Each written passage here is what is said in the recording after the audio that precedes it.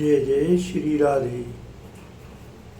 आज की कथा बहुत सुंदर, बहुत रोचक, बहुत गुप्त और रहस्यमय। राधा मेरी स्वामिनी, मैं राधे को दास, जन्म जन्म मोहि दीजियो वृंदावन को वास। यहाँ एक और अनोखी कथा सामने आई है कि जब कौरव और पांडवन में युद्ध है वो निश्चित है गया हो, तो दाऊ जी ने सोची कि भाई मैं कौन को पक्ष लूँ। जहाँ से अच्छा है कि मैं युद्ध काऊ के पक्ष में न्याय करूं और यहाँ से द्वारका छोड़ के यात्रा पे जाऊं। तो उन्होंने 4 धाम और सप्तपुरी की यात्रा करी है। अयोध्या, मथुरा, माया, काशी, कांची, अवंतिका, पुरी, द्वारावती च सप्तपुत्र मोक्षदा। सप्तपुरी में 3.5 एक रहस्यमय बात है भैया। जाकू खूब मनन करियो, आज हमको पहली बार पता लगी कि सप्तपुरी में 3.5 शिव जी की होमे और 3.5 विष्णु भगवान की होए। कैसे और कौन कौन सी? अयोध्या, मथुरा और द्वारिका, ये तीनों के मालिक विष्णु भगवान हुए। उधर काशी, अवंतिका यानी उज्जैनी, मायापुरी और हरिद्वार, ये 3 के मालिक शिवजी महाराज बताए गए हैं। अब 3.5 कैसे? 7वीं पुरी को नाम है कांची, और कांची के 2 भाग हुए। पहला भाग शिव कांची, दूसरा भाग विष्णु कांची। यानी शिव कांची में बाबा अमरनाथ महादेव और विष्णु कांची में वरदराज भगवान माँ विष्णु। अब आप जोड़ लो, 3.5 मिला के 7 है गई। इस सप्तपुरी में द्वारका की महिमा बहुत बताई गई है भैया। द्वारका की गणना सप्तपुरी में होवे। क्यों? क्योंकि भगवान को पश्चिम धाम द्वारका, और द्वारका की गणना 4 धाम में होवे। अयोध्या, काशी, सप्तपुरी में भगवान प्रभु के धाम में ना गिनी जा में। क्यों? क्योंकि द्वारका की गणना सप्तपुरी में हुए हैं और 4 धाम में हुए हैं।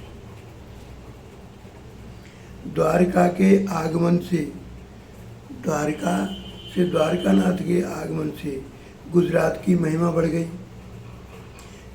देश के एक मालिक माने गए हैं। कौन कौन से? पहलो, महाराष्ट्र के मालिक पंढरपुर के विठलनाथ जी। महाराष्ट्र के अनेक मालिक देव हैं, किंतु एक मालिक। कौन? विठलनाथ। महाराष्ट्र के अनेक लोग वर्ष में 1 या 2 बार विठलनाथ जी को दर्शन करके जाए करें। उधर कर्नाटक और आंध्र प्रदेश के मालिक कहे गए हैं वेंकटेश बालाजी महाराज। और तीसरी तरफ गुजरात और सौराष्ट्र के मालिक द्वारकानाथ। द्वारकानाथ द्वारका में अखंड विराजमान है। कछु लोग समझें कि भगवान द्वारका छोड़ के डाकोर आए गए, किंतु भगवान व्यास जी की ये मान्यता है, उन्होंने द्वारका की महिमा को वर्णन करते हुए कही है कि द्वारका भगवान को छोड़े ही ना है। द्वारका को भगवान छोड़े ही ना है। द्वारकानाथ द्वारका में अखंड विराजमान है। वृंदावन में भगवान को अखंड वास है। जासों वृंदावन में रासलीला हो गए, नित्य रासलीला हो गए। जा प्रकार से वृंदावन को अखंड निवास है, भाई प्रकार द्वारका में भगवान द्वारकानाथ को अखंड विराजमान है। उधर देखोगे द्वारका में समुद्र नारायण विराजमान है। समुद्र और गोमती को संगम हुए। समुद्र में सभी तीर्थाजा में सागरे सर्व तीर्थानि। सप्तपुरी में द्वारका की महिमा विशेष रूप से बताई गई है। इधर दाऊ जी महाराज की यात्रा को वर्णन किया गया हो तो बाद ये वर्णन में जा प्रकार से किया गया हो कि वे नैमिषारण्य तीर्थ में पहुँचे, वहाँ ऋषि के साथ सत्संग कियो, वहाँ उन्होंने बिलवल राक्षस को मारो, उनकी लीला अनंत है। आज ये हमको रहस्य में कथा मिली पढ़वे के ताई हमने आपको सुना दी। आदर्श भक्त कथा चैनल पे अर्जुनदास भक्त माली को सबको सादर नमन। राधे राधे। जाकू पढ़ो, सुनो, मनन करो, ये गुप्त रहस्य की बात है भैया। एक बात तो हम आपको और रहस्य की बता में कि बलराम जी ने ये यात्रा केवल तीर्थ दर्शन के ताई नहीं करी, बल्कि संपूर्ण भारत की सनातन और आध्यात्मिक परंपरा को प्रणाम करने की यात्रा करी है। उन्होंने शिव और विष्णु भगवान में कोई भेद न देखो, अपितु समस्त तीर्थन में एक ही परमात्मा को दर्शन कियो है।